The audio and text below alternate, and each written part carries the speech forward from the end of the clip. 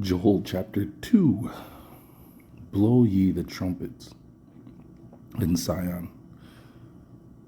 Sound an alarm in my holy mountain.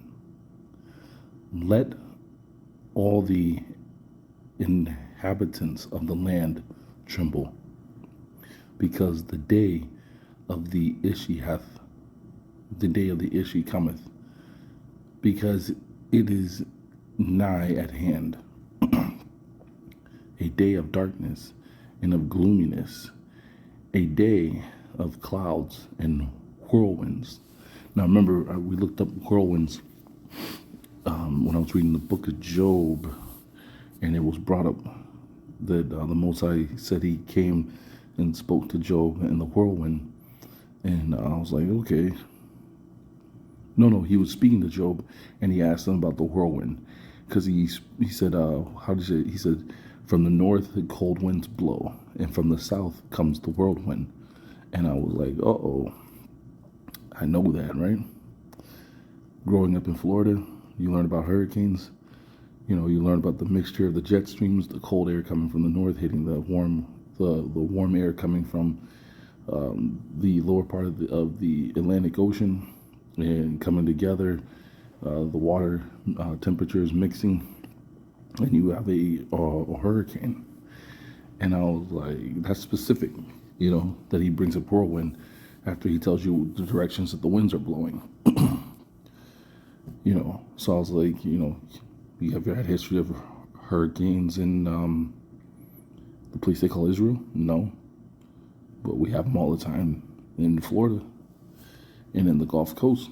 So I was like, he had to have known about here, in my mind, to know exactly what he was talking about when he was describing the whirlwinds to him. Because it wouldn't make sense if you're over in the land they call Israel and you're being described that if you've never seen it before. Let's see. A numerous and strong people as the morning spread upon the mountains.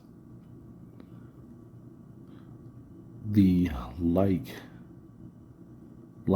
to it hath not been from the beginning, nor shall be after it even to the years of generations and generations. Before the face thereof a devouring fire, and behind it a burning fire. Now that's interesting. You have a devouring fire, and you have a burning fire.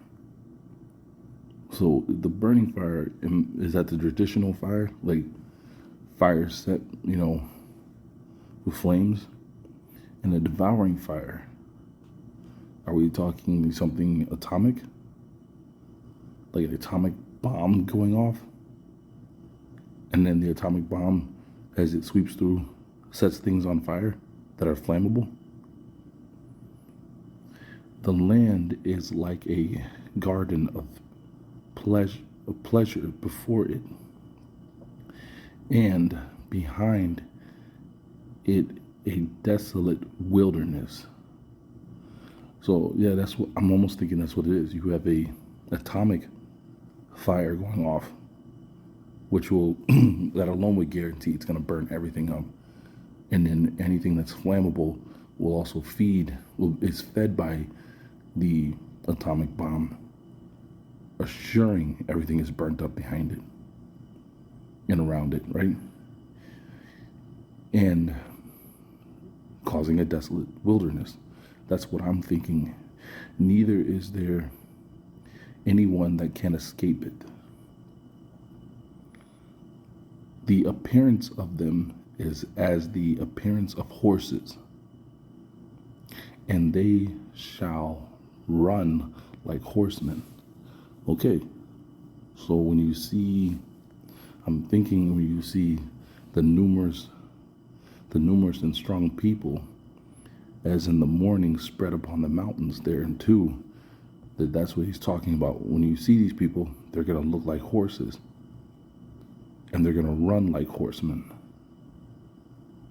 Which, I mean, We live in a time of 3D printing. I mean, you know, you can imagine someone designing something that looks like this. I'm not saying a person will, but I'm saying you can imagine someone designing something to bring this into a visual grasp. They shall leap like the noise of chariots upon the tops of mountains. Leaps like the noise of chariots. Now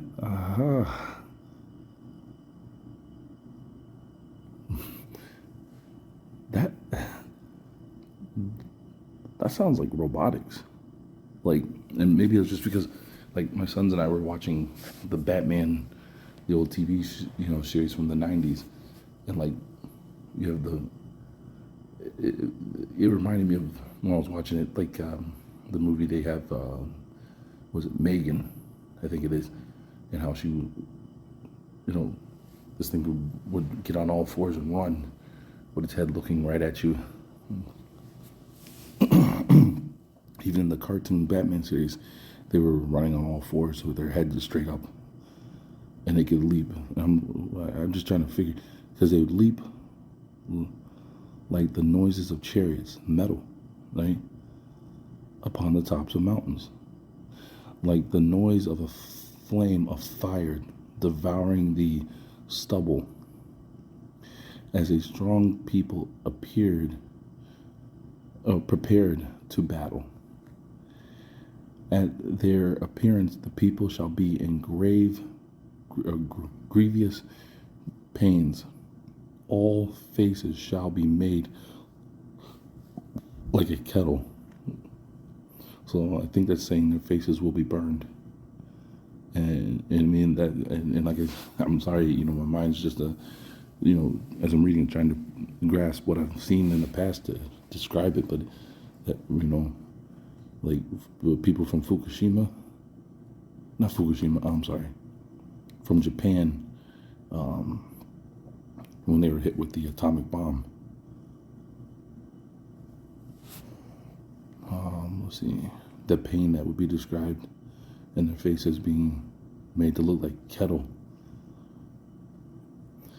They shall run like valiant men, like men of war. They shall scale the wall. What wall?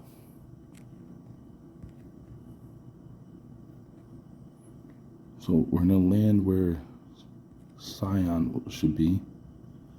We know that it has the holy mountain, and it also has mountains.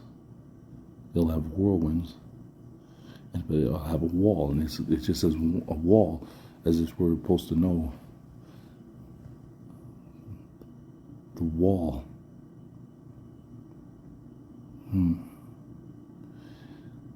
That's interesting. Let's see. And the men shall march everyone his way, and they shall turn aside from and they shall not turn aside from their ranks. No one shall pass upon his brother. They shall walk everyone in his path. Yea, and they shall fall through the windows and shall take no harm. See, that's where I'm like, okay, you have something that the sound of it is like a chariot when it leaps upon the mountains. The noise of a flame devouring stubble, that crackling sound. It will be able to climb, it will scale walls. Yeah, it will scale walls, so it'll be able to climb up these things. It will fall through windows and it won't be harmed. I mean, that almost sounds like robotics. But it's saying it's people, so it sounds like those AIs. They shall enter into the city, and you got to ask yourself, how are they not being burned up by the devouring fire and by the devouring fire and by the burning flame? This is something like the Terminator. Wow. It said, they shall enter into the city. They shall run. They shall run upon the wall. They shall climb up the house. Yeah, they were doing that like in the Batman cartoon where they were climbing up the sides of the building, turning around their heads and looking down at you like a demon or something like that. They shall come in at the window as a thief. At their appearance, the earth hath at their appearance the earth hath trembled, and the heavens are moved. The sun and the moon are darkened, and the stars have withdrawn their shining. And the Ishi hath uttered his voice before the face of his army. For his armies are exceedingly great, for they are strong and execute his word. For the day of the Ishi is great and very terrible, and who can stand it? Now therefore say to the Ishi, Now therefore saith the Ishi, be converted to me with your heart. To who? To the Ishi? Not to Jesus? This isn't looking too good for him, for this to be about him, and him being the one to offer you salvation in a way to escape judgment.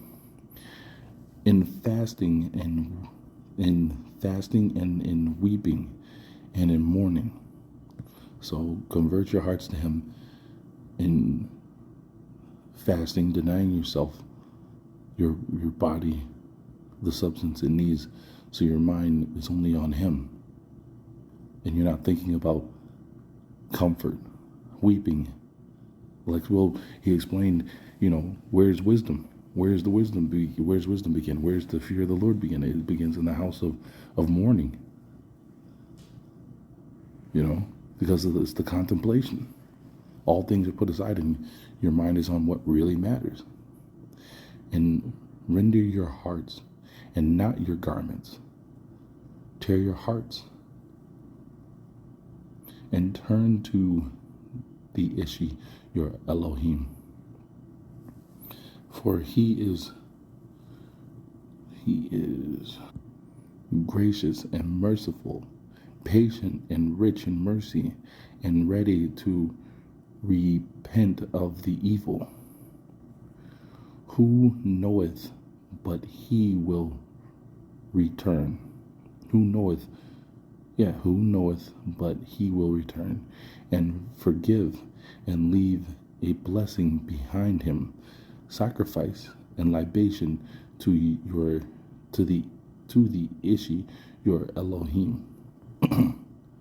Blow the trumpet in Zion, sanctify a feast, call a solemn assembly, gather together the people, sanctify. Let's say the congregation, let's say the people, because that word church does not belong there. It's been hijacked. That word church will take you to the word Kirk, like the name Kirk.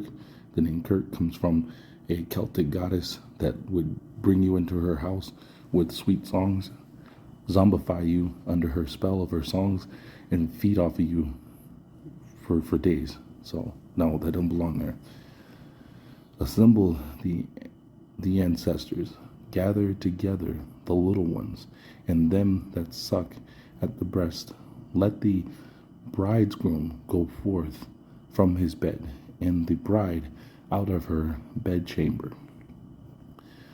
Between the porch and the altar, the priest of the Ishi ministers shall weep, And they shall say, Spare, O Ishi, spare thy people, and give not thy inheritance to reproach, that the heathens shall rule over them. They shall say, they shall, why, oh, I'm sorry, I'm reading that wrong, 17. Why shall they say among the nations, where is your Elohim? The Ishi hath been zealous for his land, and hath spared his people. And the Ishi answered and said to his people, Behold, I will send you corn and wine and oil, and you shall be filled with them. And I will no more make you a reproach among the nations, and I will remove afar off from you the northern enemy. It's always the north. Did you notice that? Jeremiah, right? I will send a great nation against you from the north, right? And I will drive him into a land unpassable and a desert, like the Sahara Desert. Oh my goodness! With his, I'm not saying that's where it is. I'm just saying, just imagine, they have to cross the desert to get to you. You leave Egypt, you're in the desert to get away from, your oppressor. It's always the great, equalizer. With his face towards the east sea. So when he drives them to this uninhabitable place, this uninhabitable desert, they'll be heading east. Man, they can't like that. Being how there are people from the north, now they're going to be stuck in the east, where it's hot, right? Or you assume it's hot. And his hindrance parts towards the uttermost sea, and his stench shall ascend, and his rottenness shall go up, because he hath done proudly. What does it say? Pride goeth before the fall. Fear not, O land, be glad and rejoice, for the Ishi hath done great things. Fear not, ye beasts of the fields, for the beautiful places of the wilderness are sprung. For the tree hath brought forth its its fruit. I'm sorry, I'm reading ahead. The fig tree and the vine hath yielded their strength. And you, O children of Sion, rejoice and be joyful in the land, in the Ishi, your Elohim, because he hath given you a teacher of justice, and he will make the early and the latter rain to come down to you as in the beginning. So the way the garden was watered in Genesis, I'm assuming, the way it was plenished, and they didn't have to, that was the way it took care of all the vegetation, to where in the book of Genesis with with Adam, or when he was in the garden. And the floor shall be filled with wheat, and the press shall overflow with wine and oil. I will restore you the ears which the locust and the what is the name? That was that beetle. Baruchus. That was we looked that up. That beetle was another one of the beetles. There was another insect like the cankerworm that you found in North America, and the locust and the baruchus and the mildew and the palmer worm have eaten. My great host which I sent upon you. Let's see. And you shall eat in plenty, and shall be filled, and you shall praise the name of the Ishi, your Elohim, who hath done wonders with you, and my people shall not be confounded forever. And you shall know that I am in the midst of Israel, and I am the Ishi, your Elohim, and there is none besides. And my people shall not be confounded forever. Let's see. And it shall come to pass after this that I will pour out my spirit upon all flesh, and your sons and your daughters shall prophesy. Your old men shall dream dreams, and your young men shall see visions. Moreover, upon my servant, that's Judah, right, and handmaids in these days, I will pour forth my spirit, and I will shown wonders in heaven and in earth, blood and fire and vapors of smoke. The sun shall be turned into darkness, and the moon into blood, before the great and dreadful day of the Ishi both come. And don't forget, like we read in Isaiah, that the great day of the Lord will, the Ishi will also bring the great earthquake, which is weird because they're climbing the wall, but the great earthquake will tear down the wall.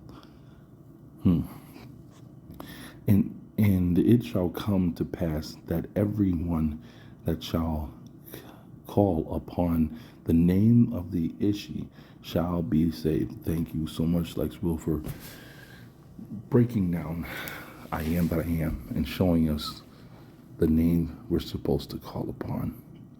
Haya Haya. For in Mount Sion and in Jerusalem shall be salvation. So Jesus won't be bringing it. Again, this is not good for him at all, and those that push him. It's not his name you're calling on. It's not him that's going to be saving you. As the Ishi hath said, and in the